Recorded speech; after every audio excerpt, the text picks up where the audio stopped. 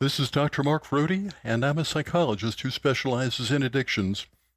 Today I'm talking about ways to foster better self-esteem.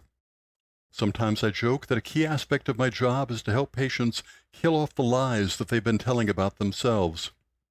While we sometimes think that feelings of negative self-worth come from what others say about us, how we evaluate ourselves has a far greater impact on self-esteem. Now understand that self-esteem isn't some fixed or static part of who we are. It is clearly subject to change. We can make changes to our perception of ourselves by a re-examination of aspects of our past and by creating different experiences in the present that will foster a new understanding as we move into the future. I also sometimes joke that our past is always present. And in many ways, that is certainly true, but a careful revisiting of the past is apt to make things better. I doubt that anyone has ever set out to become an addict. You probably didn't wake up one day and say to yourself, today I'm going to work on becoming a serious alcoholic or maybe a major drug addict. The development of the addictive disorder probably happened because of a combination of biological predisposition and a series of life circumstances. There's a principle in psychology that states all behavior fits the circumstances that surround it. If you want, you can feel terribly guilty about developing an addiction. But how much fault do you really deserve for an accident of birth that provided your genetic makeup? Psychotherapists often ask their patients about the environment where they grew up and about the first substance use experience. If you grew up in a home where drinking or drugging were common, that was your normal.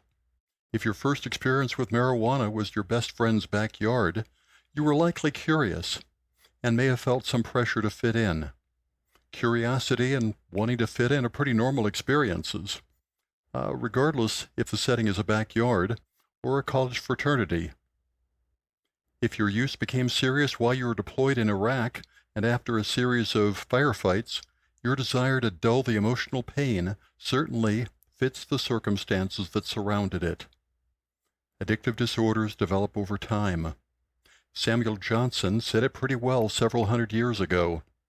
The chains of habit are too weak to be felt until they are too strong to be broken. You are certainly free to beat yourself up for having developed an addiction, but did you ever decide to develop one?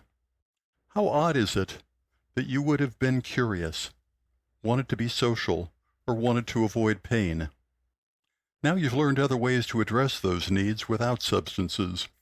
In a sense, Samuel Johnson was wrong. Habits, addictions that is, can be broken, and positive self-esteem kind of helps. Let me give you a list of a few ways to foster better self-esteem. Helping other people is a great way to increase self-esteem. You can do service work at the meeting hall or feed the homeless at a charity dining room. Give yourself a break. If you have a negative thought about the past, focus on what you learned from the mistake. Remind yourself daily of the qualities you value most. Perhaps write something positive about yourself on the bathroom mirror with a dry erase marker. Be sure that it's really a dry erase marker, or you'll have another reason to beat yourself up. Remember that thoughts lead to feelings, and feelings lead to behavior. If you think something negative, dismiss it.